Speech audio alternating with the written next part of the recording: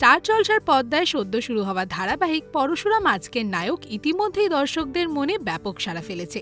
শুরু থেকেই টিআরপি তালিকার প্রথম 5-এ জায়গা করে নিয়েছে ইন্দ্রজিৎ বসু এবং তৃণা সাহার নতুন জুটি। ধারাবাহিকের মূল চরিত্র পরশুরাম একটি সাধারণ বাঙালি পরিবারের ছেলে, যাকে সবাই চেনে বীমা কোম্পানির একজন সৎ এজেন্ট হিসেবে। তবে তার এই সরল চেহারার আড়ালে লুকিয়ে আছে এক গোপন পরিচয়। সে একজন আন্ডারকভার এজেন্ট। তার পেশাগত জীবনে জটিলতা ক্রমশ তার পরিবারের ওপরও বিপদ টেনে আনছে। ধারাবাহিকের সাম্প্রতিক পর্বে দেখা যাচ্ছে কবিরের বাবা কর্ণ চ্যাটার্জি এসে তটিনীকে হুমকি দিচ্ছে। কবির জেলে গেলে তার ফল ভোগ করতে হবে তটিনীকেই।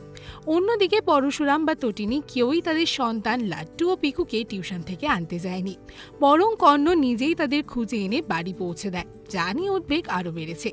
এরই মাঝে শীতলের ফোনে চমকে ওঠে পরশুরাম।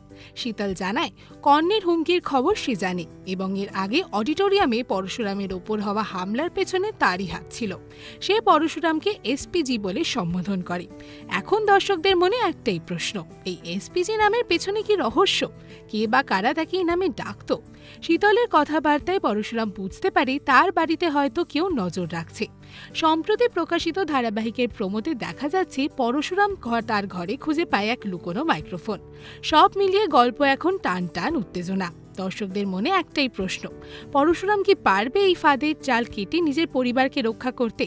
আপনাদের আজকের এই ভিডিওটি কেমন লাগলো জানাতে ভুলবেন না আমাদের কমেন্ট সেকশনেও। এরকমই আরও অনেক ভিডিওস দেখার জন্য নজর রাখুন আমাদের চ্যানেলে ও পাশে থাকা বেল আইকনটি ক্লিক করতে ভুলবেন না।